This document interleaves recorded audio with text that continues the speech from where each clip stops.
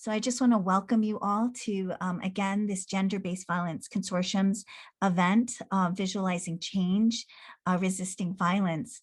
My name is Dr. Annie Isabel Fukushima, and I'm an assistant professor in the Ethnic Studies Division. I want to draw your attention to two people that can support you during this event. It is myself. You can always, many of you are familiar with the chat function, but if you're not, you can always directly chat myself. And hey, Diane, do you want to just introduce yourself to folks and say hello really quick? Sure. Thanks, Dr. Fukushima. Hi, everybody. My name is Diane. I use she, her pronouns, and I am the graduate assistant with the Gender-Based Violence Consortium, and I will be helping with technical support. So feel free to message me whenever it is you need support. And Diane will be moderating the last panel today, so she'll also be a part of our programming. But throughout the day until that moment, she will be able to support you. So feel free to chat us if you have any questions, technical issues or what have you, and we're happy to support you. All right. We are the University of Utah, and the University of Utah acknowledges that this land, which is named for the Ute tribe, is a traditional ancestral homeland of the Shoshone, Paiute, Goshute, and Ute tribes. The University of Utah recognizes and respects the enduring relationship that exists between many Indigenous peoples and their traditional homelands. We respect the sovereign relationship between tribes, states, and the federal government, and we affirm the University of Utah's commitment to a partnership with Native nations and urban Indian communities through research, education, and community outreach activities. And so we also want to remind ourselves that many of us are fed, sustained on Indigenous or Native American lands. And so we want to acknowledge that. So important to recognize the land that feeds us and allows us to be here at such an important event. And so you're here joining us for the symposium, which is Visualizing Change and Resisting Violence. This is a two-day symposium. For today's events, you will have an opportunity to join a range of programming. Feel free to come in and out as you see fit for your realities. We recognize that everybody's capacities and abilities to show up is impacted by the world that we are living in. We are living in a world that's very complicated by global pandemic, ongoing racisms that impact our communities, heterosexism, sexism, and classism, and the many types of oppression that impact many of our lives. And so we recognize that many folks are showing up here today as the best as they can be. And so we appreciate all of you for your presence, for your participation, and we so appreciate our speakers for taking the time out of their busy day to join us. So today's programming is quite dynamic. We will hear about visions of social change starting at 10 a.m. I will introduce those speakers right before that starts, as well as we will have another panel on documenting violence, knowledge from the margins. We will then have our third session at 2 p.m., leading social change to end violence.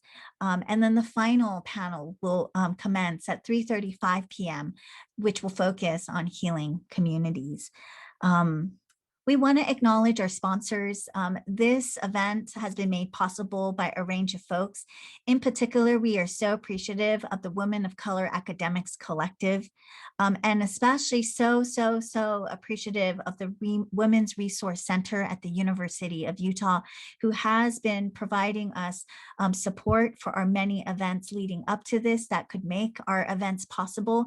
And we'll be here as well throughout the day, as well as there's other resources that we'll share in a bit. We're also appreciative of the support of Utah Presents. We've had many promotional sponsors, and we're so grateful for folks sharing with our communities about the Gender-Based Violence Consortium events. The School for Cultural and Social Transformation, the Women in Health, Medicine, and Science, the S.J. Quinney College of Law, the Violence Prevention Center, the McCluskey Center for Violence Prevention, apologies, missaid that, the Utah Women and Leadership Project, as well as community organizations such as Alight, the Healing Center for Complex Trauma, and the Sojourner Group. And so we appreciate all these promotional sponsors, as well as all of you for sharing the events with your local communities. The GBVC's commitments are to research, innovation, collaboration, and awareness at the U. We have a vision to increase public recognition of and deepen public knowledge about violence, the research, innovation, and collaboration, the creation of research communities, and enhanced educational efforts.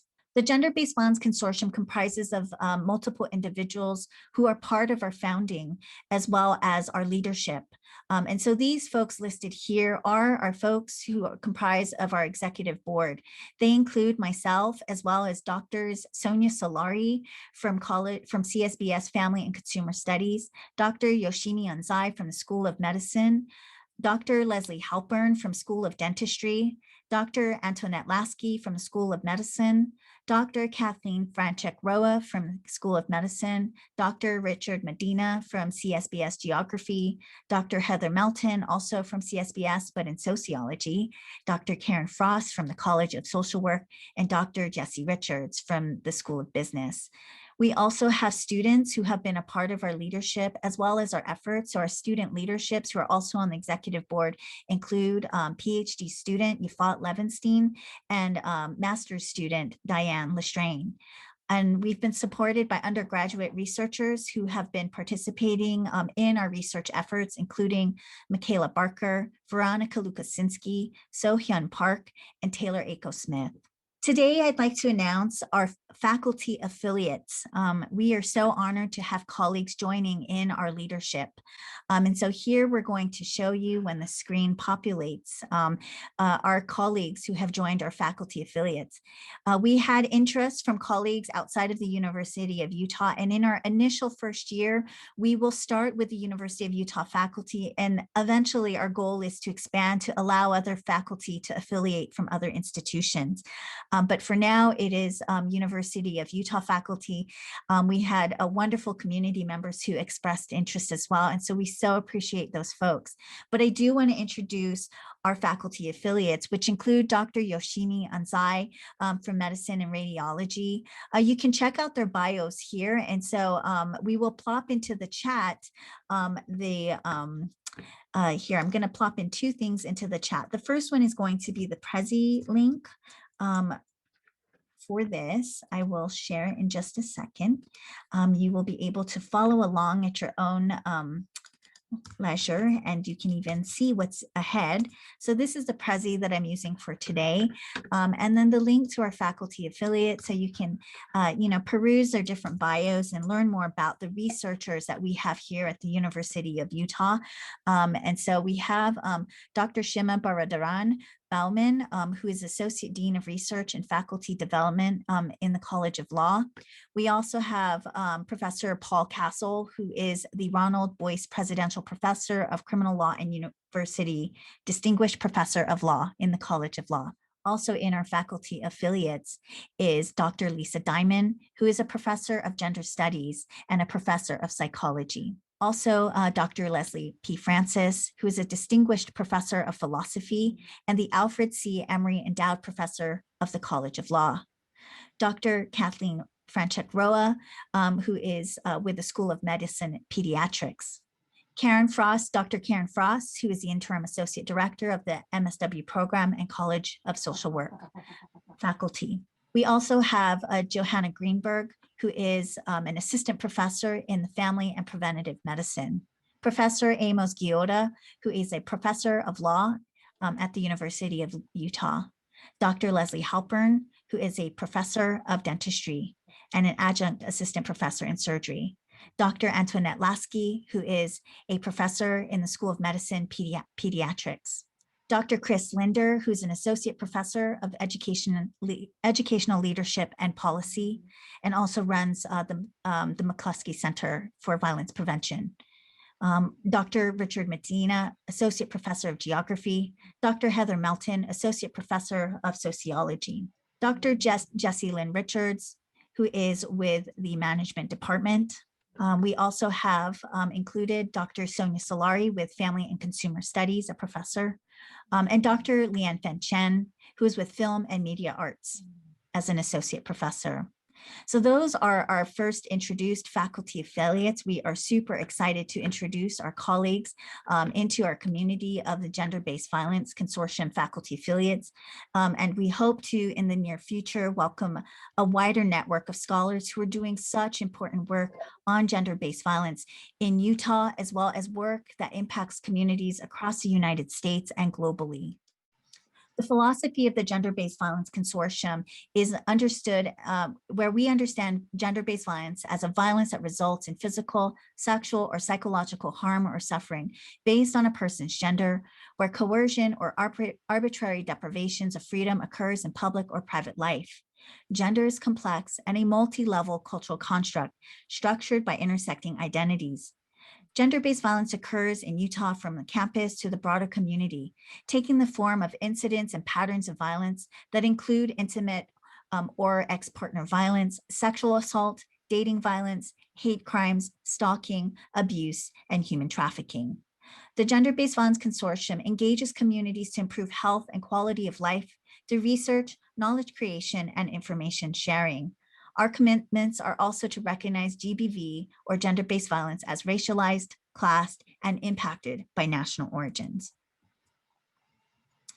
For this month, we want to acknowledge that April is Sexual Assault Awareness Month and that our event intentionally participates in these kinds of programmings, that we wanted to make sure that we could include a symposium that would raise visibility around sexual assault. There are historical legacies regarding sexual violence in the United States, and there are efforts that have been resisting it and addressing it at different localities.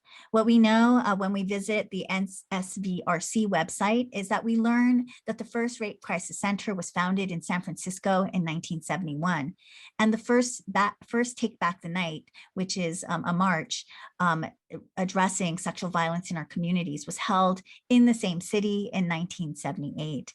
And while San Francisco has had a ton of history, we too here in Utah have been participating in a range of activities that address the multiple violences in our lives.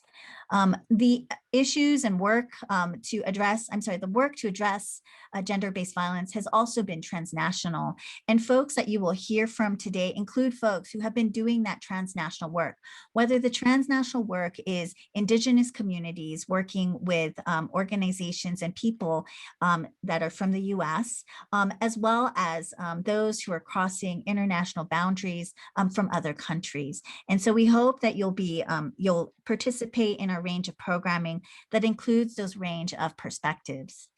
We also recognize that the arts and the community of performances have been so central to making visible sexual violence in our communities. In particular, here I'm thinking with Emma, who did this performance called Carry This Weight, in which she was making visible on her campus the issue of sexual violence. And so we know the arts have been integral to making visible different ways that we might talk about issues of violence, which is why on our first night of our symposium, we started with the Utah Women's Narratives, recognizing that the arts are so central to making visible issues of violence. We have experienced in our political moment the complexities when people speak visibly about their experiences. From Anita Hill to Christine Blasey Ford, the US has had many public discursive discussions around sexual violence and addressing when violence happens in the workplace. And these conversations in the political sphere have implications for our different localities, but they also impact how we understand when we have conversations around what it means to document violence and to actually turn to state structures or to formal structures to make visible our own experiences. And so it's really important to think about our events today as making visible the conversations of what it means to turn to the state to actually talk about violence. And so we hope that today, we hope that you all will join us for the multiple panels that will be inspiring, that will be food for thought, that will help to deepen our own knowledge base around visions of social change, documenting violence, leading social change to end sexual violence, and healing our communities.